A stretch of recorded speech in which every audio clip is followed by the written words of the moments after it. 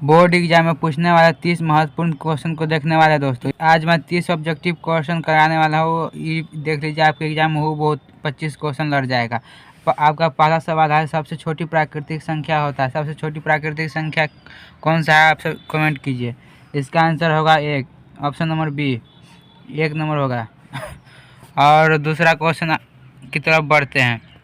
दूसरा क्वेश्चन है आपका, जो सबसे बड़ी प्राकृतिक संख्या होता है। सबसे बड़ी प्राकृतिक संख्या क्या होता है?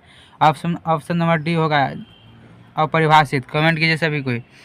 और तीसरा क्वेश्चन आपका है, आगे बढ़ते हैं। तीसरा क्वेश्चन है आपका, 2 लगातार प्राकृतिक संख्या का मौसम क्या होता है?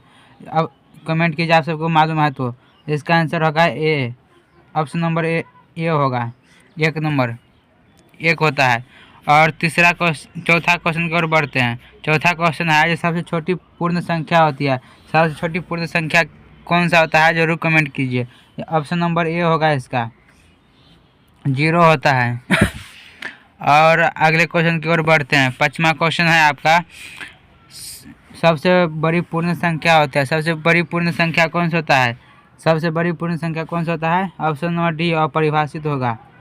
आप सभी को कॉपी में नोट करते जाइए दोस्तों, ये जरूर आपके एग्जाम बोर्ड में हूबहू 25 क्वेश्चन लड़ जाएगा। और आपका छठा प्रश्न है आपका, सबसे छोटी सम संख्या होता है। सबसे छोटी जो है सम संख्या कौन सा होता है? ऑप्शन नंबर सी होगा, 2। ऑप्शन नंबर सी होगा, 2 होता है। और आपका 7वां प्रश्न है, सबसे बड़ी सम संख्या क्या होता है? सबसे बड़ी सम संख्या क्या होता है?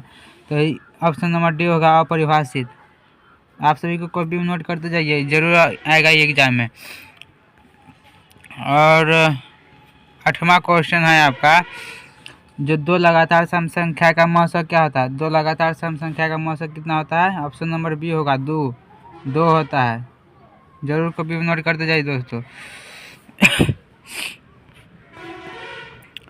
9 नंबर है, सम संख्या का रूप क्या होता है? सम संख्या का रूप क्या होता है? कमेंट कीजिए सभी को। सम संख्या का रूप होता है 2m, यानी m क्या होता है दोस्तों? m होता है प्राकृतिक संख्या। m का मतलब होता है प्राकृतिक संख्या। प्राकृतिक संख्या जरूर नोट करते जाइए आप सभी को। और अब इसका आंसर होगा बी। चलिए आगे बढ़ते हैं। 10वां प्रश्न है आपका, सबसे छोटी विषम संख्या क्या होती है? सबसे छोटी विषम संख्या क्या होता है? कमेंट कीजिए, इसका आंसर क्या होगा? इसका आंसर होगा ऑप्शन नंबर ए, 1 होता है।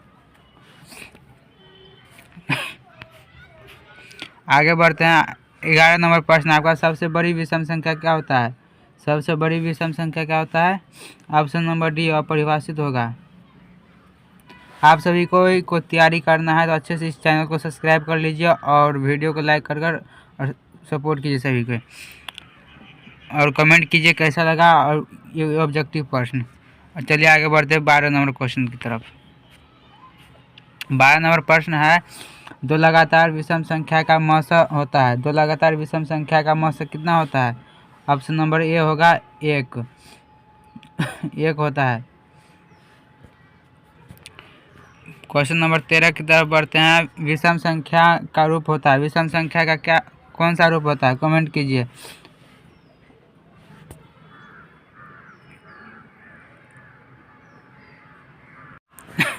विषम संख्या का रूप होता है, कौन सा रूप होता है? 2m + -1, ऑप्शन नंबर बी होगा इसका।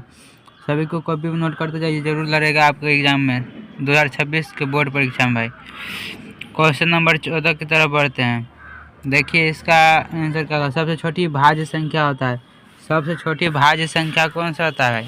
कमेंट कीजिए सभी को। ऑप्शन नंबर बी होगा, 4, जो है सबसे छोटी भाज्य संख्या है। और 15 क्वेश्चन की तरफ बढ़ते हैं। सबसे छोटी विषम भाज्य संख्या होती है, कौन सी होती है सबसे छोटी विषम भाज्य संख्या? इसका आंसर होगा ऑप्शन नंबर सी, 9 जो होता है सबसे छोटी विषम भाज्य संख्या होता है। और 16 नंबर क्वेश्चन की तरफ बढ़ते हैं। 16 नंबर क्वेश्चन है, जो है सबसे बड़ी भाज्य संख्या होती है। सबसे बड़ी भाज्य संख्या कौन सी होती है? कमेंट कीजिए। इसका ऑप्शन नंबर डी होगा, अपरिभाषित। और 17 नंबर क्वेश्चन है आपका। 17 नंबर क्वेश्चन बोलता है आपको सबसे छोटी तथा एकमात्र सम संख्या क्या होती है। सबसे छोटी एकमात्र सम संख्या सम अभाज्य संख्या क्या होती है, कमेंट कीजिए। ऑप्शन नंबर बी होगा 2।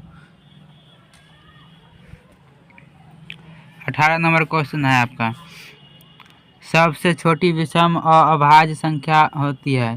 सबसे छोटी और अभाज्य संख्या कौन सा होता है, ऑप्शन नंबर सी होगा इसका।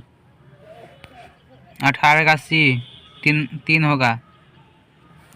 19 नंबर सवाल है आपका सबसे बड़ी अभाज्य संख्या क्या होता है। सबसे बड़ी अभाज्य संख्या क्या होता है, कमेंट कीजिए सभी को।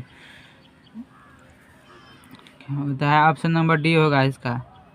कॉपी में नोट कर लीजिए सभी को। 20 नंबर सवाल है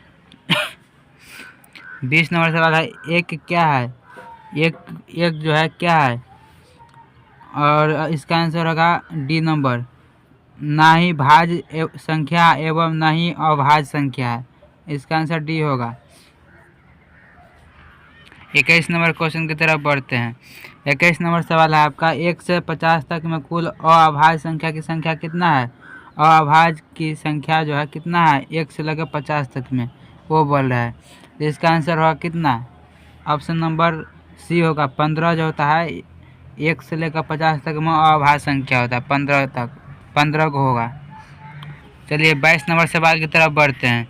22 नंबर सवाल बोलता है आपको 1 से लेकर 100 तक में कुल अभाज्य संख्या की संख्या कितना होता है।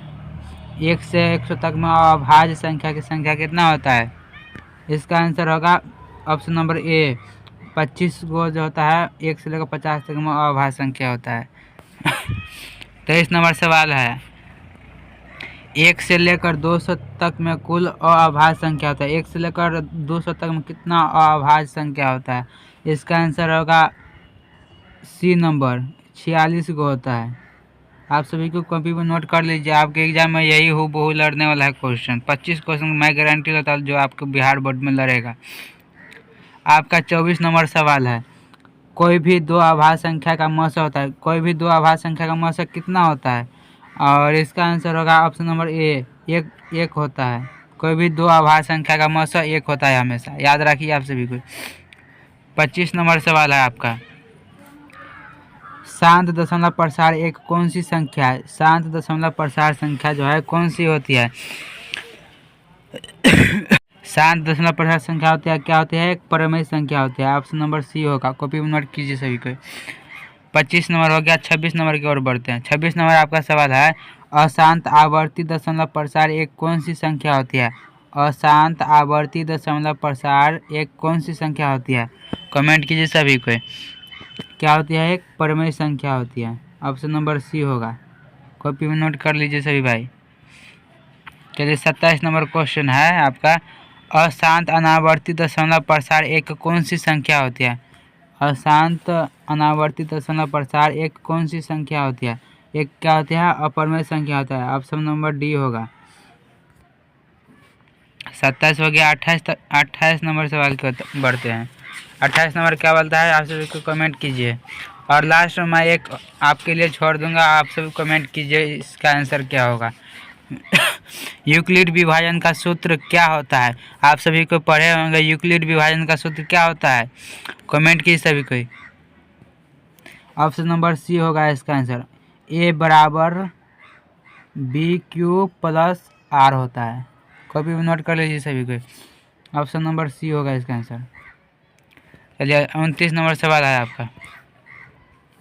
29 नंबर बोलता है यूक्लिड विभाजन एल्गोरिथम दो धनात्मक पूर्णांकों के निम्न में से किस प्रकलित करने का तकनीक है, किसे प्रकलित करने का तकनीक है, कमेंट कीजिए सभी को। मौसा होगा इसका answer. Option number B, copy में नोट कीजिए सभी को। और 30 नंबर और लास्ट आज का लास्ट प्रश्न है ये। 30 नंबर का आंसर आप सभी को कमेंट कीजिए। और अच्छे से मैथ का ऑब्जेक्टिव करना है तो इस चैनल से जुड़े रहिए और चैनल को सब्सक्राइब कर लीजिए सभी को।